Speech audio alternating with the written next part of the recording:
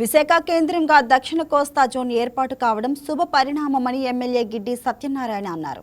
విశాఖపట్నం కేంద్రంగా కొత్త railway zone ఏర్పాటు గెజిట్ను కేంద్ర ప్రభుత్వం అధికారికంగా విడుదల చేసిన విషయం తెలిసిందే. సీఎం చంద్రబాబు నిరంతర కృషితోనే ఇది సాధ్యమైందని ఎమ్మెల్యే అన్నారు. ఉత్తరాంధ్ర ఆసియాలకు పోరాటాలకు న్యాయం జరిగింది అన్నారు. రైల్వే జోన్ ఏర్పాటుతో ఉత్తరాంధ్రలో రవాణా వ్యవస్థ మెరుగుదలతో పారిశ్రామిక వృద్ధి, ఉద్యోగ అవకాశాలు పెరుగుతాయని ఎమ్మెల్యే అన్నారు. జరిగింది. ఇది ఎంతో కాలంగా ఎదురు చూస్తున్నటువంటి ఈ రాష్ట్ర ప్రజల స్వప్నం నెరవేరిందని ఈ సందర్భంగా చెప్పడానికి గర్వపడుతున్నాయి. అదేంటంటే విశాఖపట్నం కేంద్రంగా రైల్వే జోన్, దీని కొరకు మన రాష్ట్ర ముఖ్యమంత్రి వర్యులు మరియు ఉప ముఖ్యమంత్రి వర్యులు వారిరువురు కూడా ఎంతో ప్రయత్నం చేసి చివరికి దాన్ని సాధించడం జరిగింది. ఇది మన రాష్ట్ర ప్రజల విజయంగా భావించాలని చెప్తున్నా. ఎందుకనంటే ఈ రాష్ట్రంలో అంటే ఆంధ్రప్రదేశ్ తెలంగాణ ఇడిపోయిన తర్వాత ఏ విధమైనటువంటి ఆధారం లేనటువంటి రాష్ట్రంగా ఏర్పడటం జరిగింది.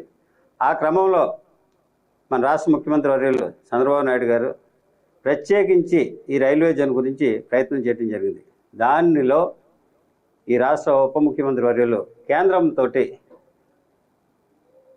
సహకారం అంటే వాళ్ళ యొక్క కోఆపరేషన్ తీసుకుని వాళ్ళతో మాట్లాడి ఇది ఈ రాష్ట్ర ప్రజలకి ఒక గొప్ప వరంగా తీసుకురావడం జరిగింది.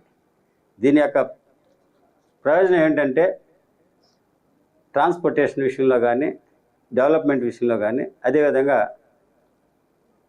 ఉద్యోగాలు ఈ సెపరేట్ రైల్వే జోన్ ఉండటం వల్ల డెవలప్మెంట్ అండ్ ఎంప్లాయ్మెంట్ ఈ రెండు కూడా కలిసి వస్తాయి.